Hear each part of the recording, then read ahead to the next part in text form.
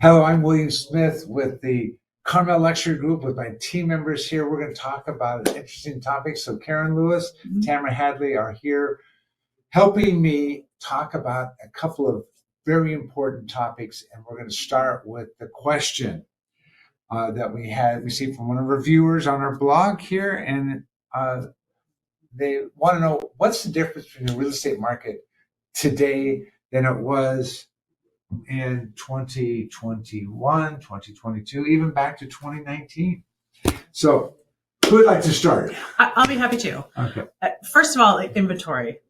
We had a normal amount of inventory at that time. Mm-hmm. Our inventory is very low and has gotten lower and lower since COVID. Mm-hmm. So less properties, more buyers.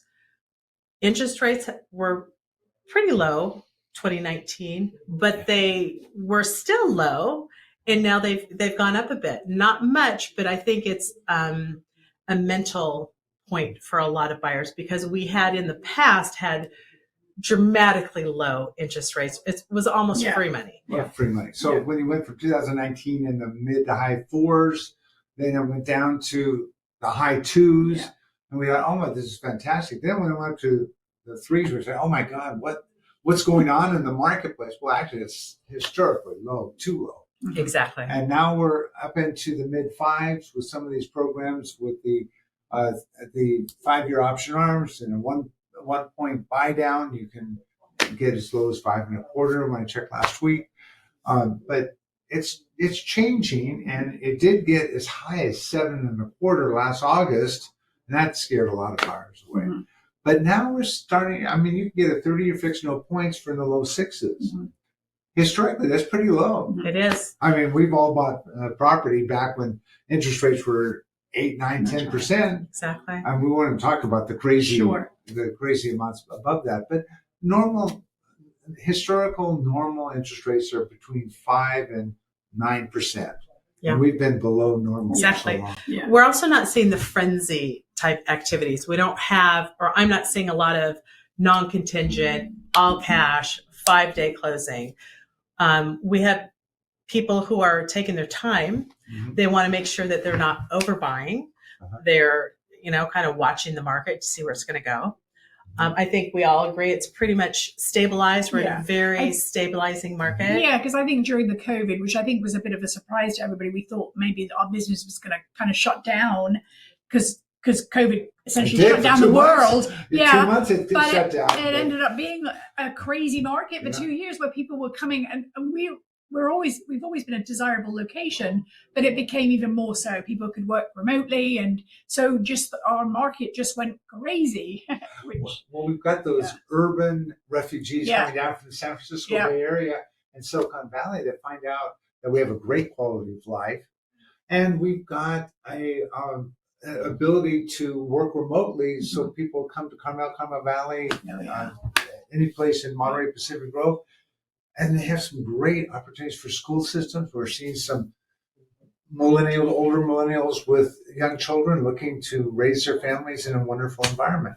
So that is kind of interesting because we have a demographic that's relatively old.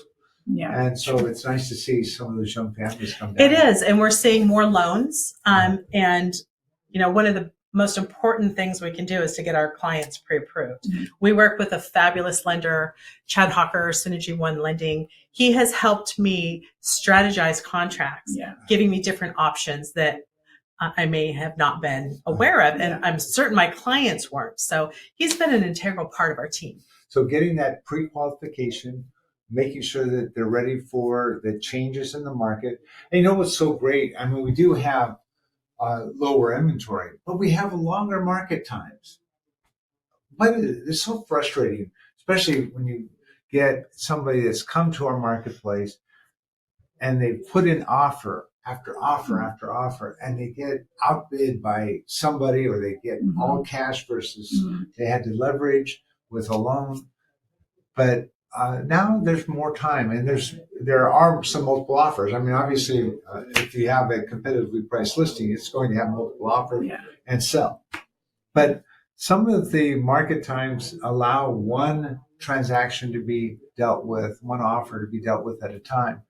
And that means that the buyers can take a breath and make a wise decision. Which is better for all of us. What I am seeing, though, is I have clients who need to sell their homes first. Uh-huh. And that's not necessarily happening. They want to wait until they find something before they list their home and sell it. I'm still having pushback from listing agents about that because their clients want to make sure that when they're in escrow, they've tied that property up in escrow, that they've got a bona fide buyer. Mm-hmm. And so how are you advising our buyers to handle that when they have a property to sell first, and then they're going to make easy? You make your sale, their sale, contingent upon you finding your replacement property. Oh, okay. So how does that look? Well, you have negotiation. It's in writing. First of all, there's a form. Uh-huh. Buyer and sellers understand that the seller wants to find another home. Give it a period of time, maybe 30, 60, 90 days, whatever everyone's comfortable with. Remember, it's always negotiation, right? There are no hard, fast rules here. We can negotiate and extend time frames if we need to. It's got to be a reasonable amount of time. Good. And we're talking mostly about homeowners, home sellers, but there's a great form, and it came to mind when you brought that up. If for investors, one of the things that investors have to decide on is they're going to make the sale of their property. We call it the first leg of their 1031 exchange, and then they need to find another property. They only have 45 days from close of escrow until they identify the property or properties they want to buy. There's a great form, and it's called buyer intent to exchange, and there's an equivalent one called seller intent to exchange. The seller intent to exchange shows a date that you can extend.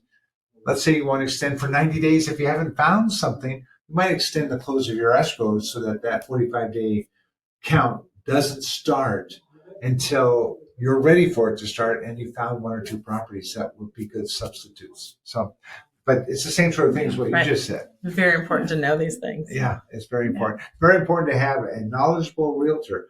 And guess what?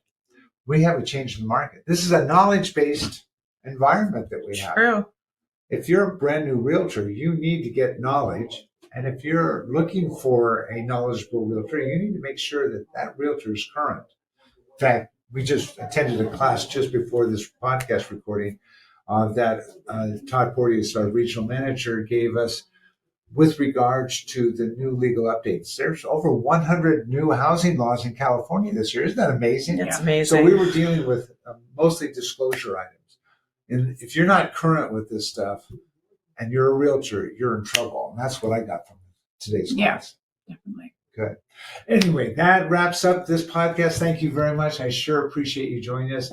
And if you have questions, please put them down in the comments so that Karen, Tamara, and I can answer them in our podcast with the Carmel Luxury Group here at Coldwell Banker Realty in Carmel, California. Thank you for joining.